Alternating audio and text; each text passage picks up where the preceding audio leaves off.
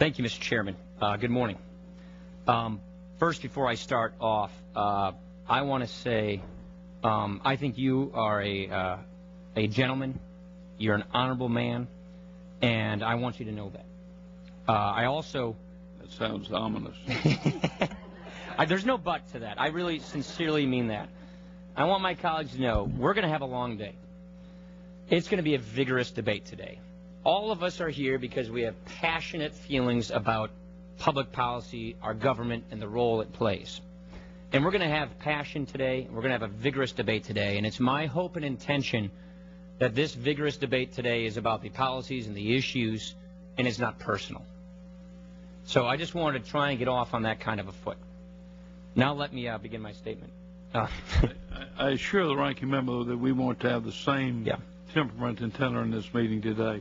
What we have to discuss is the honest disagreements. This is the honest disagreements, and this is an enormous discussion about the future of our country. I yield to the gentleman. The majority's already begun its strenuous claim that this is not the president's budget, that it dramatically reduces the spending, the deficit, and debt levels of the administration's fiscal plan. But in fact, when you examine the real elements of this budget, especially its reserve funds and reconciliation instructions, this really is the president's budget, the high-cost, big government agenda, just in camouflage.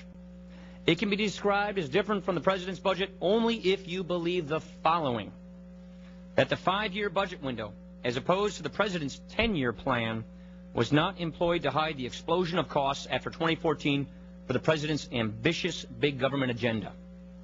That the alternative minimum tax, or the AMT, will be fixed in a deficit-neutral fashion, that is, by raising other taxes, though the Democrats themselves have rejected this approach in the past 2 years. That the make-work-pay tax credit, a key provision in the president's budget, will not be extended unless offset. That the TARP program is over, and the Treasury Secretary's economic plans will get no more funding. That the Mark's numerous reserve funds will not be used to increase spending and taxes in the president's plan for a sweeping expansion of government.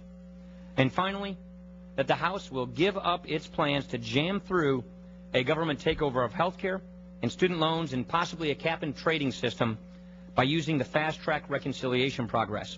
If you don't believe these things, and with all due respect to the chairman, I don't, then this is the Obama budget. Why is that a problem? With this budget, the president and the Democratic majority are attempting very quickly and rather openly nothing less than the third and great final wave of government expansion, building on the Great Society and the New Deal. While most Americans, and many of us, have accepted and even appreciate some of these programs, they already present an enormous unfunded fiscal liability for our nation. This budget is not a progressive enterprise its proponents would suggest. In fact, its driving philosophy is to look backward and attempt to solve this century's challenges with last century's strategies. Foremost among these is the notion that the answer to America's every problem and every challenge can only be found here in Washington. Now, to many, the promise of this budget sounds very appealing. Who wouldn't be attracted to promoting and the promise of free health care, guaranteed college for everyone, and no need so great or so small that the federal government can't fulfill it for you? But there is a price to be paid for this kind of paternalism. The budget helps illustrate that price, showing the huge expansion in spending, taxes, and debt. When you examine what this budget really is, it calls for trillions in higher spending, tax increases, deficits, and debt. And those are just the budget's fiscal consequences. What is most troubling about this plan and its philosophy is what they will do to the unique character of America and Americans. Our country is based on the principles of individual freedoms, self-reliance, and personal responsibility. We work to ensure individuals have equal opportunities to advance themselves, and that our government provides a safety net for those who cannot take care of themselves.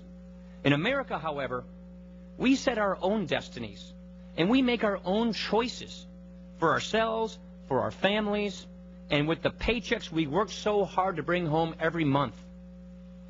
Americans don't rely on health bureaucrats, industrial policy bureaucrats, education bureaucrats, housing bureaucrats, or energy bureaucrats to tell us what to do with our lives. But if we follow the path of this budget before us today, we are making a clear, a perhaps irreversible choice, and that is to trade much of our freedom in exchange for Washington taking over much of our lives.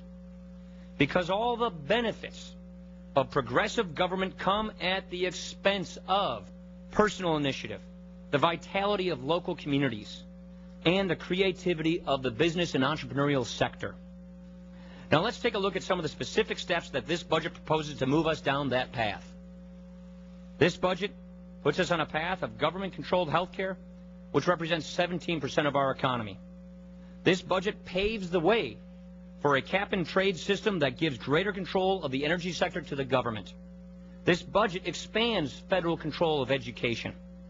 Today, America is at a critical juncture in our history, brought about by a financial crisis and a deep recession that are hurting the American people.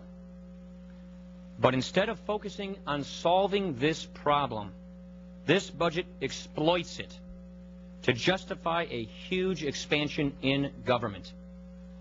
Instead of addressing the looming insolvency of our entitlement programs, it simply adds to the explosion of red ink. In short, instead of righting the ship, this budget steers it in a radically different direction, straight into the tidal wave of spending and debt that is already building.